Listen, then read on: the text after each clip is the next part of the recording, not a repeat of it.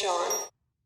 And this is one of the new fads, and I'm not sure if you know about this because obviously you're in the UK, but there's a famous player right now named Haaland.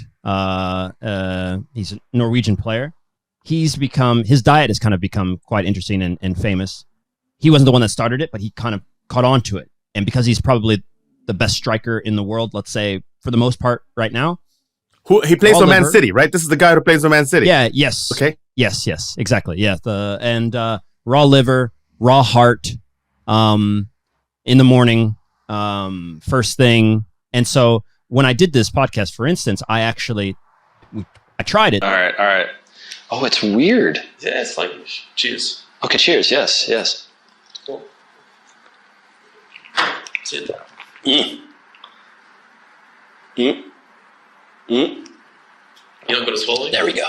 No, I mean, it was a little, it tasted a little sweet. Yeah.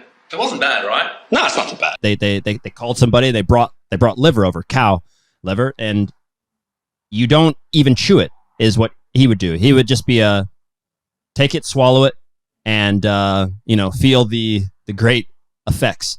I felt that what they explained essentially is that it's just so nutrient dense that we're getting such great benefit from it, and eating it raw obviously is the best way to do that because cooking it would then maybe mess with that sort of composition.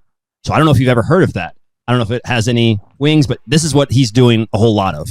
So that has a sort of almost a paleo argument to it, because when we so one of the things that hunter-gatherers would do is when you kill whatever animal you've killed, okay, that you would actually eat the liver just right out of the animal. Okay. And you're right. It is incredibly nutrient dense. It is. And actually eating raw liver, as long as it's sort of somewhere close to when it came out of the animal, I don't think there's anything necessarily bad for you as long as there are no parasites in it.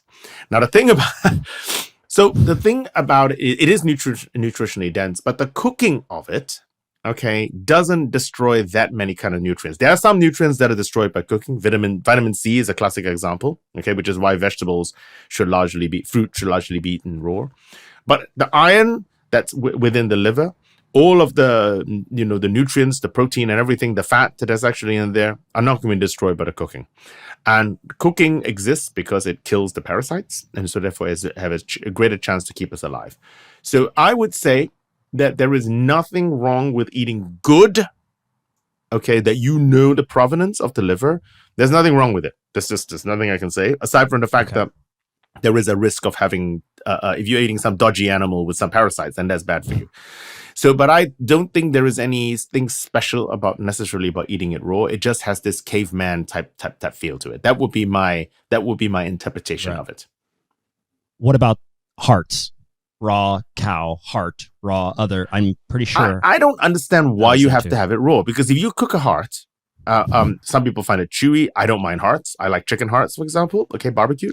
Love chicken hearts. I don't. Yeah. It is very low in fat because it's very high in protein. Because a heart is not necessarily coated in fat. It shouldn't be coated in fat. So actually, as a lean source of protein, it's very good for you. I've got nothing against that. I don't understand the rawness of it. I mean, the only thing which actually comes from is the fact that cooking it does increase the amount of calories you actually get from it, because cooking is an extension of your digestion, right? So if you're breaking down something in the fire before, the advantage obviously is as I said, you kill parasites. But the other thing it does is it actually increases the calorie availability. In fact, one of the things which has allowed our big brain, human brain, is through the control of fire. Because one of the things, obviously it kept us warm. Obviously we could use it as a defensive tool and it lit up the things, but it let us get more calories for the same amount of work. If you kill an antelope and ate it raw, you would get so many calories. If you cook it, you suddenly got more calories, which meant that you've already chased the antelope down. You may as well maximize the amount of calories you get from it. And so this control of fire allowed us to sit and think a bit more, and our brains got bigger. We became modern humans. So once again, back to what are we designed to eat? We're designed to eat raw food. We're designed to eat what's there. We're designed to maximize the amount of calories that are there, and cooking helps us do this.